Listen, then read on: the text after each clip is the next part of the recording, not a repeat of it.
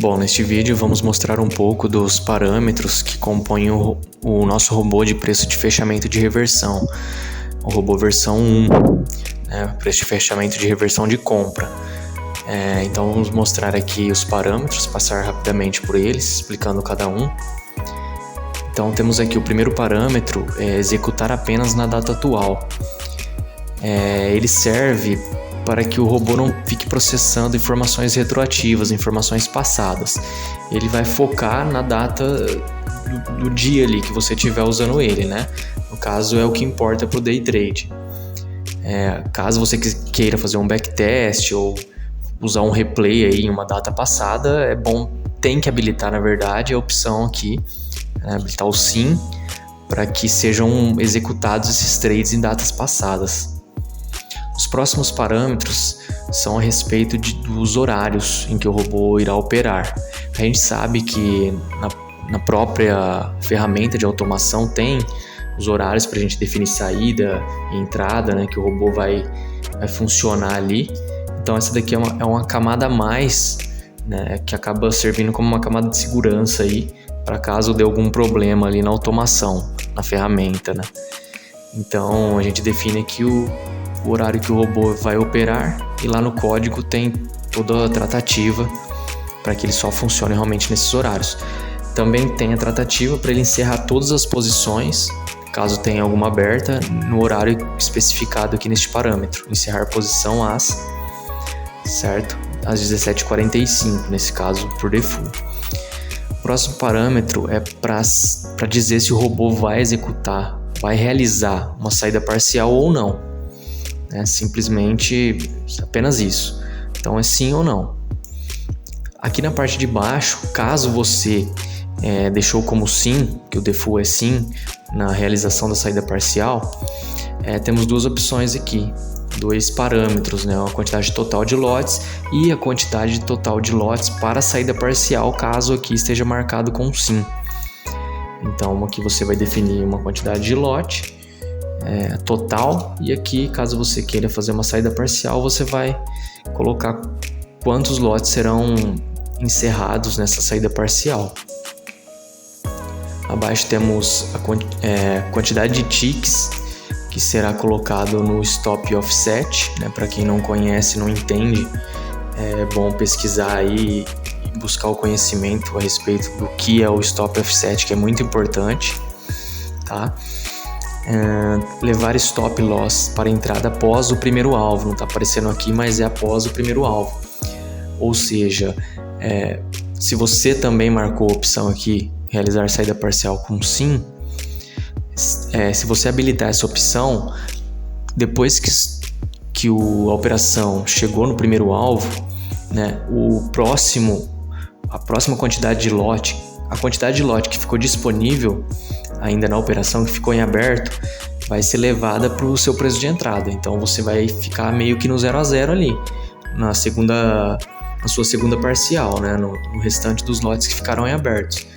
Então isso garante ali que você não vai ter prejuízo na operação, já que você saiu no primeiro alvo e a segunda quantidade ali que está em aberto ainda, você no mínimo vai ficar no 0 a 0. Então é isso daí, para quem deseja mais segurança aí, só que diminui um pouco a assertividade do robô. Esse próximo conjunto de parâmetros aqui é relacionado ao stop loss, que podemos definir de duas maneiras. Colocar o stop loss na mínima do candle sinal, né, na mínima do nosso PFR, preço de fechamento de reversão, que por default é esse tipo de stop loss que já é definido, ou a gente pode definir o stop loss por pontos, de maneira fixa. Então a gente habilita essa opção e desabilita de cima. A gente define aqui embaixo, né, a quantidade de pontos que a gente quiser aí que o nosso stop loss fique colocado. O próximo conjunto de parâmetros é relacionado ao alvo ou aos alvos, né, caso tenha saída parcial. Então a gente pode definir que o nosso alvo será calculado sobre o risco do loss. Então se for um loss de 300 pontos e o nosso alvo tiver com 1, também o alvo será de 300 pontos. Aqui no caso o alvo 2 está como 3, então vai ser 3 vezes o valor do nosso risco. Se for 300 pontos, nosso alvo 2 aqui será de 900 pontos. Ou calcular o alvo como um valor fixo também, em pontos. Aí a gente habilita essa opção e desabilita essa opção aqui. Aí a gente define o alvo 1 e o alvo 2 em pontos. Caso não tenha saída parcial, a gente define apenas o alvo 1, porque não vai ter serventia esses outros campos aqui do alvo 2.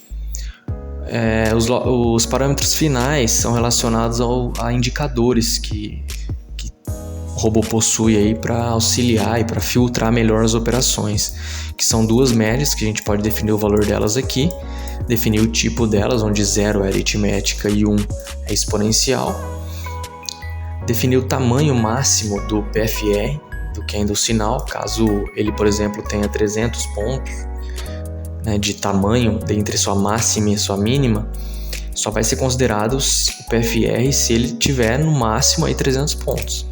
Senão eu não considero como um sinal. Podemos também considerar o PFR apenas se a média 1 estiver acima da média 2, se o fechamento desse PFR estiver acima da média 1, certo?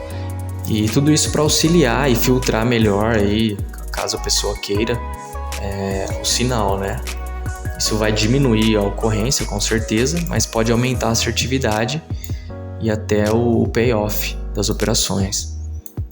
E a última parte aqui, eu posso definir se eu quero que o pavio superior seja menor que o pavio inferior, dando aquela impressão de martelo, né? De um desenho melhor do martelo. Então o pavio superior tem que ser menor ali que o pavio inferior, ter mais sombra na parte de baixo. Então posso estar definindo também esse atributo aqui, esse parâmetro. E também definindo a respeito dos pavis, o tamanho máximo do pavio superior. Então o pavio superior eu quero que ele tenha, aqui em percentual, eu quero que ele tenha até 10%. Isso aqui é sobre o total, sobre o tamanho máximo do candle. Então é sobre a máxima e mínima do candle, do PFR.